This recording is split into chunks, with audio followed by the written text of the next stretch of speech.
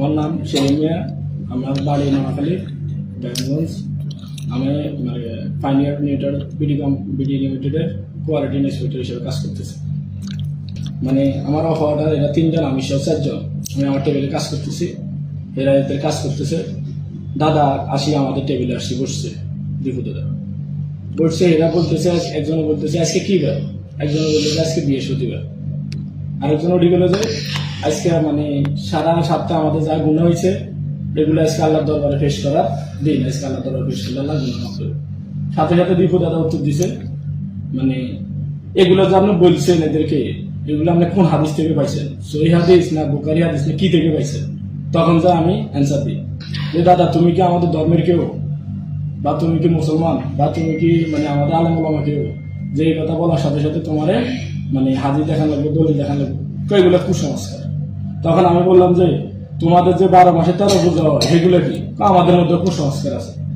আমাকে বললো যে তোমাদের মধ্যে অনেক কুসংস্কার আছে, আমাকে বলছে। তখন আমি বললাম আমাদের মধ্যে কি কুসংস্কার, আমাদের মধ্যে কোনো কুসংস্কার নাই। তখন নবীজি 9 বছরের শিশুকে দর্শন করে বিয়ে দিচ্ছে। এই কথা বলার পরে পরে আমি দীপু দাদাকে বলি, দাদা তুমি উল্টাপাল্টা কথা বলে না আমাদের ইসলাম ধর্ম নিয়ে, তুমি এখান থেকে চলে যাও। একটু উত্তেজনার সৃষ্টি হচ্ছে, আমি এখান থেকে দাদা তুমি এখান থেকে চলে যাও, তুমি আমার থেকে চলে যাও। পরে আমি নিজে ঠান্ডা হয়ে পরে আমি অজু করার জন্য যাই। দেখি যে পুরো ফ্লোরের মধ্যে এগুলো নিয়ে কানা ঘোষণা হইতেছে, এর সাথে বলতেছে, এর সাথে বলতেছে। প্রায় আধা ঘন্টা 40 মিনিট পরে আমাদের সার্কিট হচ্ছে সিকিউরিটির কল দিচ্ছে। অ্যাডমিনের সাথে যোগাযোগ করে সিকিউরিটি 3-4 জন যায়, 700 এদিকে নিয়ে আসে। তখন উত্তেজনা অতিরিক্ত হয়ে যেতে আমাদের সাথে ছুটি দিয়ে দেয়। আমরা আমাদের 2 নম্বর গেটে আমরা টিপমারি যাই। আমাদের জিজ্ঞেস বৃহস্পতিবার, আমি বলছি আজকে বৃহস্পতিবার, আজকে সারা সপ্তাহ কি হয়েছে না হয়েছে আল্লাহ দরবারে পেশ করি।